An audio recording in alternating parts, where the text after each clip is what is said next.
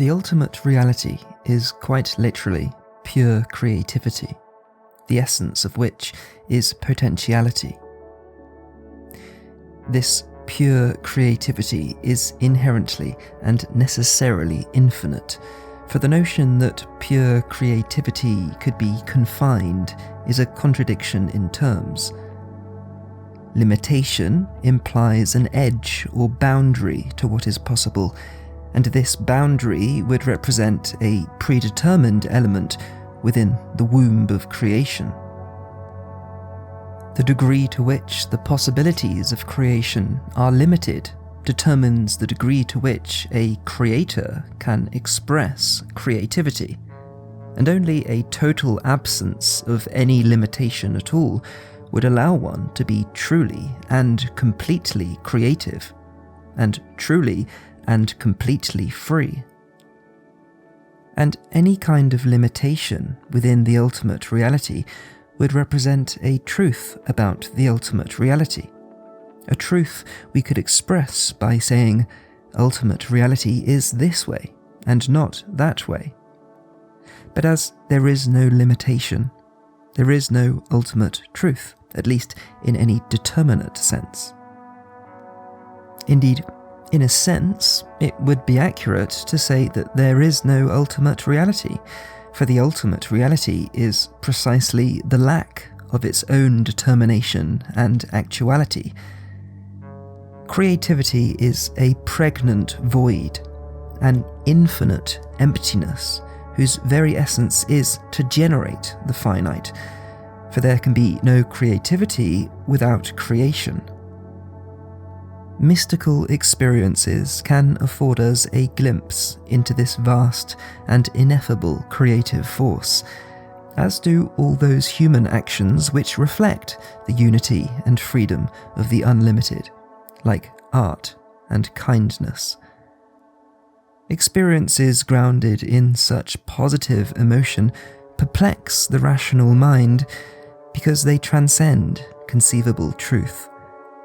They are paradoxical in the sense that they are an awareness of something meaningful, yet that meaningfulness is really the absence of a something, the absence of a task to complete, a goal to achieve, a reason to be. Pure creativity transcends philosophy, for any attempt to explain why and how reality exists is to limit the conditions that could have given rise to reality. Materialism or idealism, it does not matter. Philosophy seeks to explain the reasons why. Yet reality is not the necessary outcome of a chain of determinate causes. It arises because it can arise without being caused. The ordinary mode of experience, which we see on TV, hear about in the news, and express amongst our peers, seldom acknowledges this infinite backdrop to reality. Most people, entangled in the finite, tangible, and immediate, remain oblivious to the infinite creative potential underlying our world. Despite this, there are millions of us who are aware of it, and we feel the irresistible pull that it affects. We want to grasp it, to conquer it, to bring it back with us into our finite realm and share it with the world as if it were some precious relic long forgotten in the past.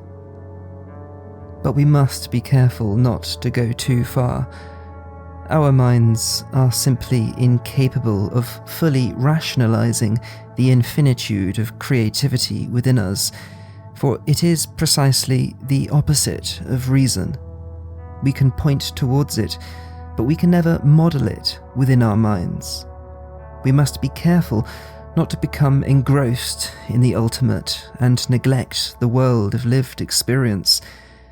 To do so can cause harm to one's physical well-being, to one's instinctual interest in sustaining one's corporeal form. And I recognize that this is a matter of do as I say and not as I do. Yet we must at least devote some attention towards it, for it is a profound source of psychological and existential stability, not to mention moral and artistic inspiration. Creativity is the source of all meaning, the meaning of complementarity and of emptiness. And when one is aware of this meaning, there can be no event, no matter how serious, that can deter one from their totalizing optimism towards human existence. There is a fundamental tension between our devotion to an ultimate truth and our indulgence in the immediate world. The one provides the satisfaction and health of the mind, the other provides the satisfaction and health of the body. Yet our attention is largely a one-way street. It finds for itself a specific object, and it focuses on that object.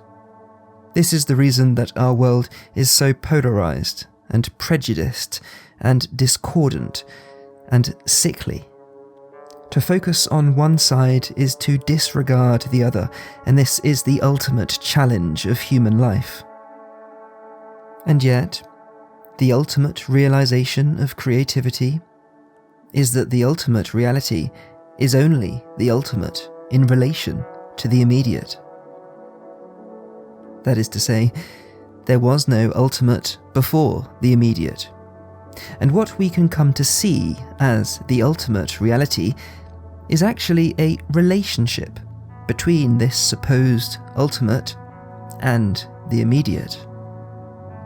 This is the meaning of emptiness, and it is why emptiness is identical to fullness. Creativity is not a thing, it is a power.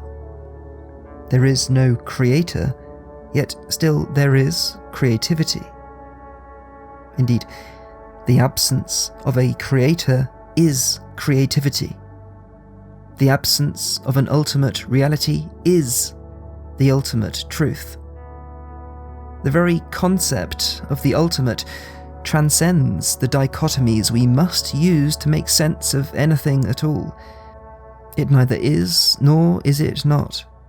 Its very essence is its own lack of essence.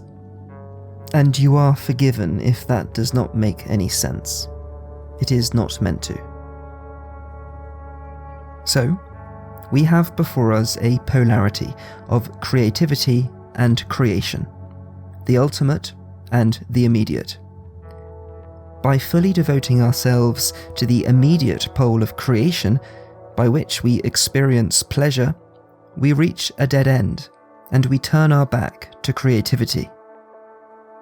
But by fully devoting ourselves to creativity, by which we experience righteousness, we are eventually returned back to the very polarity in regard to which we must make the choice as to where to devote our attention.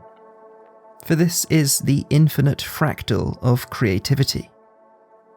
So long as we continue to devote ourselves to creativity and turn our back on the creation, we can only go around in an infinite loop. And so, the only way to see the entire picture and embrace both creativity and creation as one is to give up our devotion to both. That way, we neither reach a dead end in the finite, nor do we get lost in the loop of infinity. We must sacrifice our addiction to attention itself. It is only in this that we may find ourselves being the interdependence between creativity and creation.